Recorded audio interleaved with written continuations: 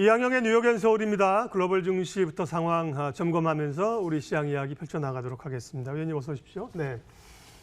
잘 나가던 미국 증시도 이제 조금 주춤하고요. 금요일 밀린 거는 역시 이제 미중 무역 분쟁 이런 것 때문에 밀린 걸로 해석을 해야 됩니까? 네, 맞습니다. 네. 그런 걸 포함해서 지난 한 주간은 5일 연속해서 S&P 500이 내려가면서 올해 들어서는 제일 안 좋았던 S&P 500이 한 주가 났습니다. 주간 단위를 보면 3.1%가 하락했고요. 나스닥은 무려 3.9%나 하락했습니다. 다우지수도 2.6% 하락을 했습니다. 다우지수 기준 보면 5월 이후 제일 많이 하락한 한 주가 됐겠는데요. 역시 파월 의장이 추가적인 금리 인하를 강력히 시사하지 않았던 것, 그것이 이제 한번 충격을 줬다 그러면 그 다음 충격은 역시 트럼프 대통령의 트윗, 역시 다들 아시다시피 결국 미국과 중국 간의 추가적인 관세 얘기 이런 것들이 영향을 미쳤다고 보겠는데요. 섹터별로 보면 여전히 부동산이라든가 필수 소비재, 유틸리티는 그나마 선방했습니다. 특히 여기서 유의하실 것이 부동산 섹터가 되겠는데요. 올해 1년 내내 제일 많이 올라간 섹터는 역시 기술주가 되겠지만 섹터별로 가장 안정된 흐름, 월간을 보면 한 번 정도만 음봉 나왔고요. 조금 내려간 지역이 있고요. 계속해서 많건 적건간에 올라간 것이 부동산 섹터입니다.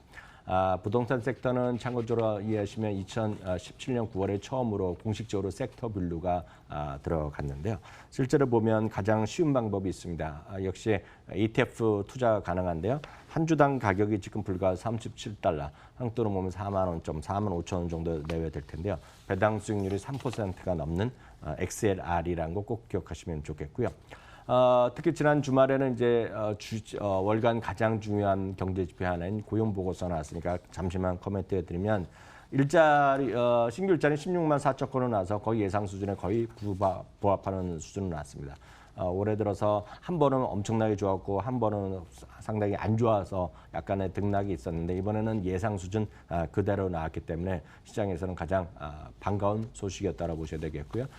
실업률은 3.7%는 큰 의미가 없습니다. 여전히 완전 고용 상태가 유지되고 있다라고 보여지겠는데 다만 이번 고용 보고서에서 특징이 하나 있다 그러면 이번에도 전문직이라든가 헬스케어 이런 섹터의 일자리는 안정적으로 늘어났다는 그런 부분이 있는데 이번에 제일 아래를 보면 제일 아래가 만 개 일자리가 줄어드는 것이 인포메이션입니다. 그래서 기술 섹터가 줄어들었거든요. 이것은 상당히 특이한 분야가 되겠습니다. 통상적으로 전문직, 특히 기술직이 이렇게 인포메이션 섹터가 상당히 일자리가 늘어났는데 이번에 일자리가 줄어든 것은 미국 중국 간의 무역 전쟁 여파가 실질적으로 일자리에도 미친 것이 아니냐라는 해석이 가능하다는 점에서 특징적이다라고 이해하시면 되겠습니다. 네.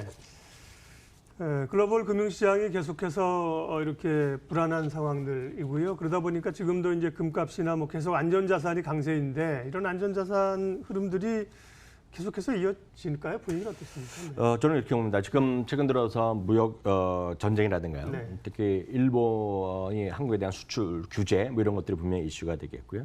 특히 이제 미국도 유럽과 계속 뭐 좀 좋아지고 나빠지고 하고 있고 오늘도 보면 자동차 얘기도 하고 있고 미국산 소에 대해서 고기에 대해 소고기에 대해서 수출에 서로 합의를 봤다 어쩐다 얘기하고 있으나 결국은 유럽은 디지털세를 얘기하고 있고 서로 이제 상호 일단 불안한 얘기가 나오는 거죠. 결국은 작년 초부터 나왔던 트럼프발 미국과 중국 간의 무역 전쟁 이런 것들에 대한 경제 위기, 세계 경제 위기가 현실화되고 있다라는 분명히 있습니다. 잠시 전에 말씀드렸다시피 작년 초부터 미국과 중국 간의 무역 전쟁 그리고 우리나라에 대한 어떤 관세 얘기 뭐 그 당시 다 우리나라 이제 다 지나갔지만 철강이라든가 세탁기 이슈가 딱 1년 반 전이었던 거 아마 기억하실 텐데요. 그때만 하더라도 이게 미국 트럼프 대통령만 하고 이게 얼마 안 가면 해결될 줄 알았는데 지금 벌써 보면 작년 초부터 지금 거의 1년 반이 지나갔고요. 지금 월가나 지금 베이징 이쪽에서 얘기하는 것은 미국과 중국 간의 이 무역 협상 이런 것이 결국은 내년 말 선거가 끝나야 되는 거 아니에요. 대통령 선거가 끝나야 되는 그런 우려의 목소리도 있는데 물론 아직 소수의 목소리는 하지만 속수의 목소리인 거 분명하지만 이런 자유무역 정신 이것은 가트 체제로부터 해갖고 지금 WTO가 들어가면서 결국은 보호무역주의가 끝나가고 서희 전 세계 자유무역제가 했던 하나의 패러다임이 한 20년 이상 유지됐거든요. 그래서 지난 G20 회담 오사카에서도 그런 자유무역에 대한 것들이 계속해서 다시 한번 재확인됐는데요. 지금 일부에서는 이런 시대가 끝나가는 것이 아니냐. 이런 시대가 끝나고 결국 일본도 이렇게 나가고 결국 중국도 저렇게 나갈 수밖에 없고 일본에서 하도 저러면 우리나라도 지금 방어를 할 수밖에 없는 것이 되겠고요.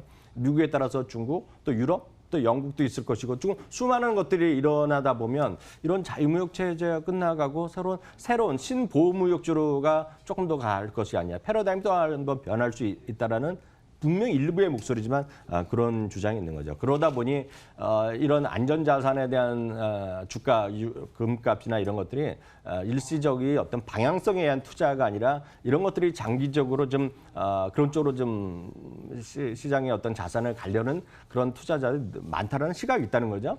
몇 가지 보겠습니다. 금값이요. 지난주에도 3% 가까이 올라가면서 6년 만에 최고치가 갔습니다. 금년에는 이제 12.3%가 올라갔습니다. 물론 유가, 금값이 얼마나 더 갈지 모르죠. 다음은 은값인데 실버인데요.